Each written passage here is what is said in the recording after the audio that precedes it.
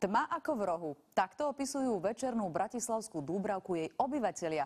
Na mnohých miestach totiž chýbajú stožiare verejného osvetlenia. No nie je to len problém tejto mestskej časti. S tmou zápasí celé hlavné mesto. Myslím si, že v hlavnom meste v strede Európy by takáto situácia nemala byť. Je to podľa mňa absurdum. Tma a zase tma. Na problém sa ľudia sťažujú už viac ako rok. Keď som to prvýkrát zbadal, som si myslel, že už aj lampy sa kradnú. Lampy totiž nielenže nesvietia, sú rovno odrezané. Večer je tma, nedá sa vystúpiť z auta. Keď vám ráno alebo večer padnú kľúče, tak vlastne ich nenahľadáte. Tuto je vlastne parkovisko, ktoré už pôvodne bolo zle osvetlené, lebo sú tu kríky, sú tu stromy. A teraz keď sa pozriete, že vlastne dve lampy za sebou vám na ulici nesvietia, tak viete, na tom parkovisku je úplná tma, čiže ja neviem, niekomu zmiznú stierače, niekomu zmizne, ja neviem, katalizátor. 45 rokov ten barák stojí. Odtedy tie lampy boli tu a teraz mi to v januári spílovali.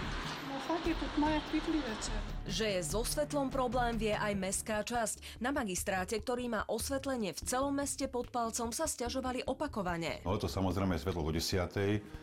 Čiže do večera, čiže ľudia tam nie je taký problém, ale v zime nastal problém už okolo 3., 4. po obede. Ale tie lampy tam naozaj chýbajú. A čo je škoda, že naozaj tie lampy chýbajú po celých uliciach. Ani tam pri kostole som si všimla. Ani pri kostole nie sú. Ani tam hore pri kostole nie sú. Tam tá ulica je celostná.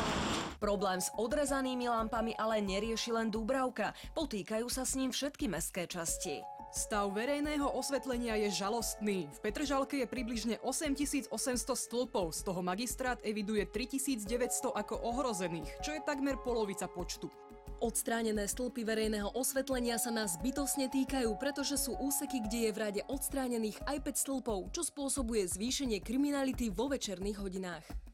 Dlhodobo evidujeme sťažnosti obyvateľov na tento problém. Len tento týždeň ich bolo 7. Mestská časť nielenže nie je vopred informovaná o odstránení osvetlenia, nepozná ani jeho dôvody a nemá ani informácie, kedy bude nahradené novým. Sťažoval som sa napríklad na odkaz pre starostu. Tam sa mi podarilo dostať vyjadrenie iba z miestneho úradu z Dúbravky, že vlastne s tým nič nemajú, že sa mám obrátiť niekde inde.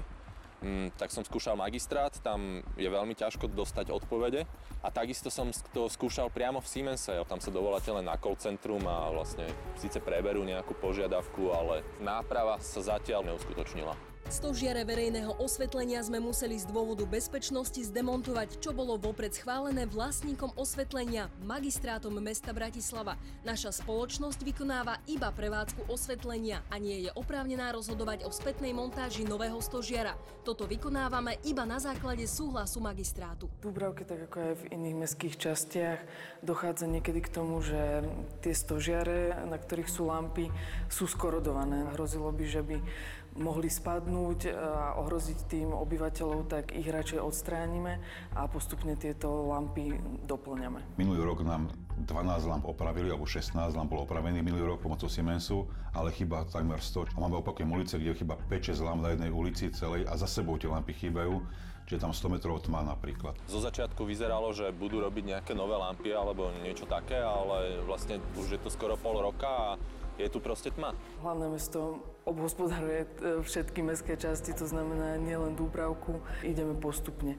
Nenahrádzame všetky lampy, to znamená, keď jednu odstránime, hneď ju nahradíme, pretože na to nemáme dostatok prostriedkov v rozpočte, ale snažíme sa to robiť tak, aby prioritne sme osádzali tieto nové stožiare tam, kde sme ich odstránili, napríklad dve v rade za sebou alebo viac, potom pri školských, sociálnych a zdravotných zariadeniach. Chápem, že tie lampy sú veľmi staré, treba ich meniť, ale keď lampu dám preč starú, mal by som ho hneď promptne meniť za novú. Nemôžem zrazať staré lampy a nechať tam rok tú ulicu bez lamp. Ja ako občan, keď platím dane a všetky tieto náležitosti, tak a skoro už pol roka to nesvieti, tak by som si podľa mňa mal asi aj vyžiadať nejaké vrátenie z daní alebo týchto miestnych poplatkov. Všetci občania majú nárok, aby proste to, čo je štandardom, aby fungovalo.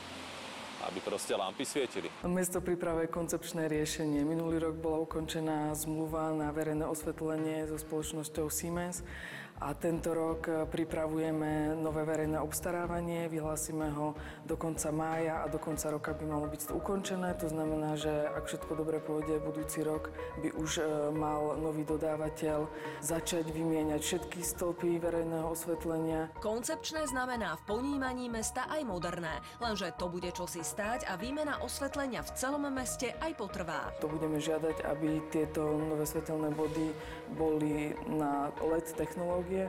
To znamená, aby boli aj úsporné, budú to osvetlenie regulovať tak, aby sa niekedy stmavili, niekedy svietili intenzívnejšie. Plánujeme, aby tieto svetelné body vedeli komunikovať a povedia nám niečo o parkovacej politike, o stave ovzdušia a verejnej doprave. Vieme, že magistrát komunikuje, že chce byť nejaké smart lampy, ale priznáme sa, radšej mať lampy funkčné, svietiace, obyčajné, ako čakať 2-3 roky na smart lampy. Problém s verejným osvetlením je poriadne zamotaný. Mestské časti, aj keby možno chceli ho riešiť, nemôžu, lebo lampy patria magistrátu a ten priznáva, že na opravu všetkých peniaze nemá.